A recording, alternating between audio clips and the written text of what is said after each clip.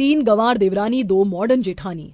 वो कहते हैं ना, ज्यादा मासूम होना, नए तौर तरीके की चीजें ना सीखना, आसपास का माहौल और कम पढ़ाई इंसान को गंवार साबित कर देती है। ऐसा ही कुछ सौम्या, आरोही, करिश्मा के साथ होने वाला था। पर क्या वो ऐसी ही रहेंगी या उन तीनों में बदलाव भी आना था, ये तो हमें कहानी के आगे के मोड़ में ही पता चलेगा। उससे पहले हम यशोदा देवी की दो बड़ी बहू आराधना और मिहिका से मिल लेते हैं, जो कि बेहद मॉडर्न मिजाज की थी।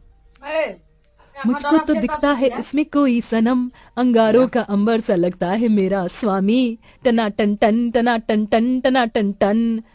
उसे डांस करता हुआ मिहिका कहती है, जेठानी जी लगता है पुष्पा 1 के साथ पुष्पा 2 की भी फैन हो रही हैं। रील बनाना था तो मेरे साथ ही बना लेती। अरे इतना टाइम कहाँ था कि तुझे बुलाती, मेरा मन किया इसलिए अकेले ही नाचने लग गई। सारी जिंदगी तो घर का काम करने में गुजर जाएगी। अब हमें माँ जी से कह देना चाहिए कि हमारे लिए कोई देवरानी ले आए जो घर संभाले। आपने बिल्कुल ठीक कहा जेठानी जी। ए मिहिका, माना कि मैं जेठानी हूँ, लेकिन तू मुझे दीदी बोल। ये जेठानी मुझे बहुत ओल्ड फैशन लगता है। और अब तू भी जेठानी बन जाएगी जब हमारे तीनों देवर शादी करके आ जाएंगे। हाँ ये तो आपने बिल्कुल ठीक कहा दी। अब सही है ना, ओनली दी। हाँ चल, मुझे अपने डिजाइनर ब्लाउज लेकर आना है। तू भी और स्टाइलिश बनकर रहा कर, समझी? ओके दी। शॉपिंग पर जाने से पहले दोनों जेठानी अपनी सास यशोदा से तीनों देवर की शादी की बात करती हैं।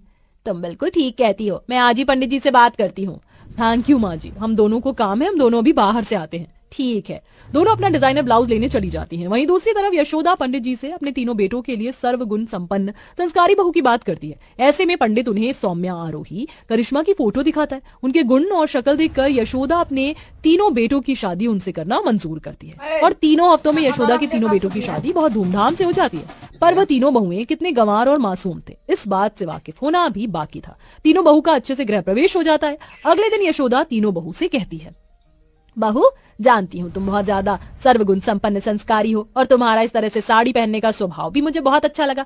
अब जाकर अपनी पहली रसोई का अच्छा सा खाना बना दो, साथ में एक मीठा भी बना देना। जी माँ जी। तीनों गंवार बहुएं रसोई में जाती हैं तो मॉडर्न किचन को देख घबरा जाती हैं। तभी करिश्मा माइक्रोवेव को देखती है। हरी मोरी मैया, ये छोटा सा डब्बा क्या है? और इसमें तो बटन भी है। मुझे तो लगता है करिश्मा कि ये छोटा फ्रिज है, आम की आइसक्रीम बनाकर इसमें रख दो, अच्छे से जम जाएगी।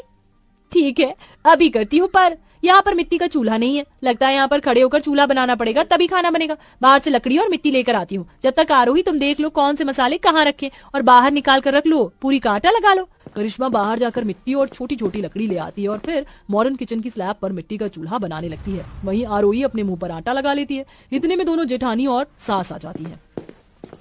तुम तीनों ये क्या कर रही हो? अभी तक खाना बनाना शुरू नहीं किया और ये रसोई में मिट्टी और लकड़ी क्यों ले आई हो? मुझे ऐसा क्यों लग रहा है कि तीनों गंवार हो? मैं ही पूछती हूँ। आरोही, सौम्या, करिश्मा, तुम दोनों क्या कर रही हो? ये मिट्टी क्यों लाई हो बाहर से? माँ जी, मुझे यहाँ पर चूल्हा नहीं दिखा, इसलिए मिट्टी का चूल्हा बना रही हूँ ताकि जल्दी से खाना बना लूं। और ये क्या आरोही, तूने अपने मुंह पर आटा क्यों लगा लिया? आपने ही कहा था पूरी का आटा लगा ले, तो ये पूरी तो बनानी थी इससे, इसलिए मुंह पर लगा ली। अरे पागल, इसका मतलब पूरी का आटा गूंथ ले, इससे पूरी कैसे बनाएंगे हम? इतने में माइक्रोवेव के खराब होने की आवाज आती है। तीनों जेठानी सास डर कर माइक्रोवेव की तरफ देखती हैं और प्लग निकाल देती हैं।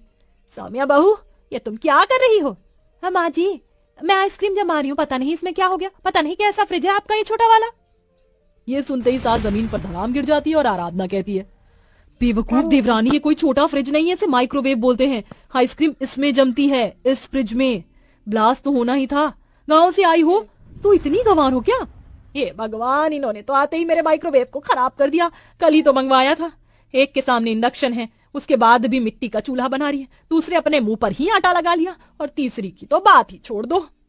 सॉरी माँ जी, हमें माफ कर दीजिए, हमें पता नहीं था कि ये क्या है, फिर भी हम खुद से बनाने लग गए। अरे तो तुम एक बार पूछ भी तो सकती थी, पर तुमने पूछा ही नहीं, ऊपर से गंदगी कर दी। मिहिका, आराधना बहू, तुम दोनों ही इन्हें किचन में बता दो कि फ्रिज कौन सा है, गैस कौन सी है, वरना ना जाने आगे क्या होगा। जी माँ जी।